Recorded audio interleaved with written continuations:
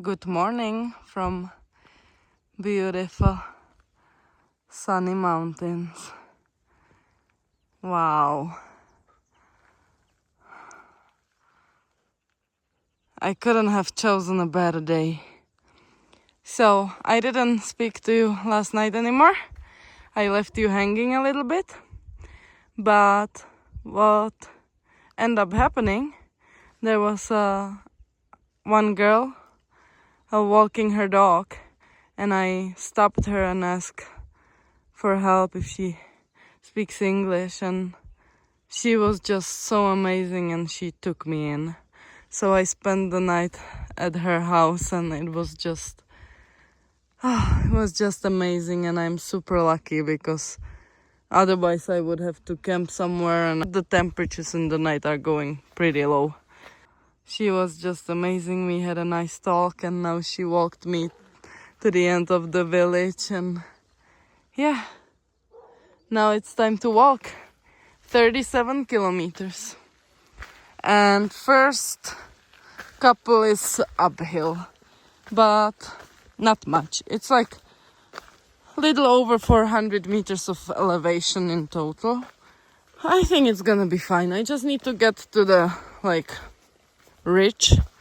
Then I'm gonna be walking on the ridge for a little bit, and after that it's all the way down to Astorga.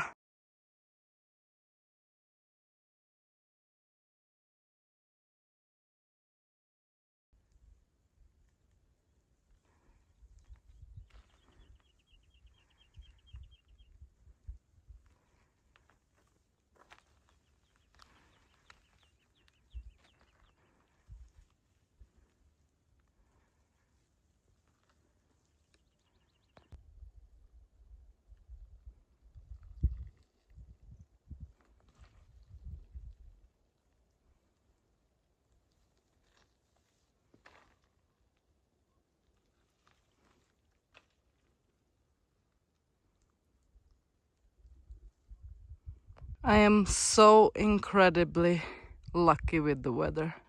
There is almost no wind whatsoever, and it's sunshine. There is inversion down, and I think you're gonna have to see a 360 view because this is just breathtaking. It's like a paradise.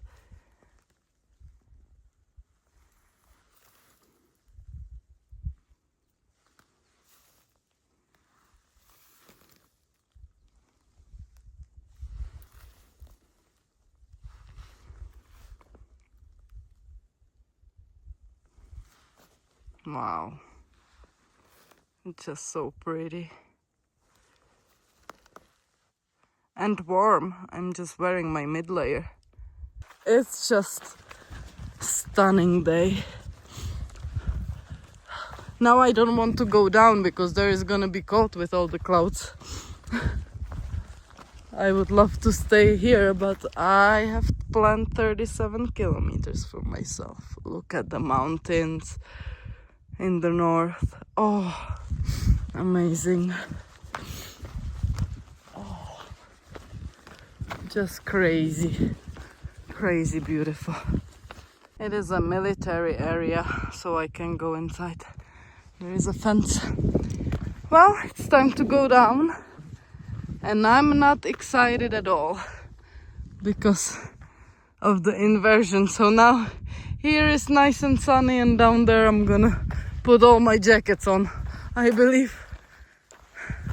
But this is where I came from that direction, but I want to look at the mountains one more time. And you can also see the town there. I wonder if it's Ponferrada. Probably. It looks like it could be. Yeah, it's gonna be Ponferrada. All the way down there. It's a big city. Wow. And this is the mountains in the north. Yeah. Beautiful. I want to talk a little bit about hiking etiquette, because what I've seen here a lot is that people don't know who has the rite of passage. which means like if you have like these tiny paths where only one person at a time can go, and you're going in opposite direction, one of you has a rite of passage. And usually the rule is who's going uphill has a rite of passage. So the people who are going down should step out of the path so the people going up can walk through. Because it's much harder if you are going uphill. You lose the momentum if you stop. We all know it. So the people who are going downhill should always step aside. And I know here there are not many people walking in opposite direction, but it applies everywhere. So if you go and you are going downhill, just step aside, stop for a second, let them pass through, and then you can continue. Of course, sometimes people will tell you, oh, I'm gonna go to the side, I can catch a breath or something, take a little break, then it's fine. But the rule is just to move to the side if you are going downhill. And I've noticed that not many people know this, because now I was like stepping aside, I was going downhill and there were some pilgrims going uphill and they were also starting to stop, and I was like, no, come, like it's your turn to go up, so I'm gonna step aside and make you a room. But this is a nice path. I'm already walking down. I'm still gonna walk a little bit up, but then it's gonna be all the way down to Storga, I believe. I'm terrible with the names.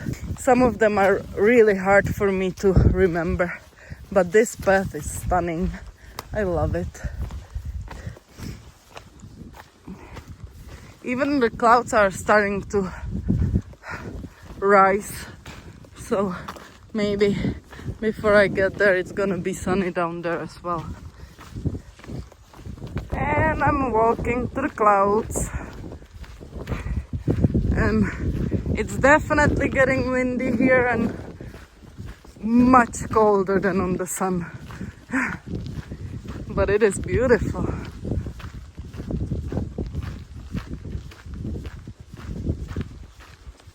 I'm not gonna lie, I'm struggling today.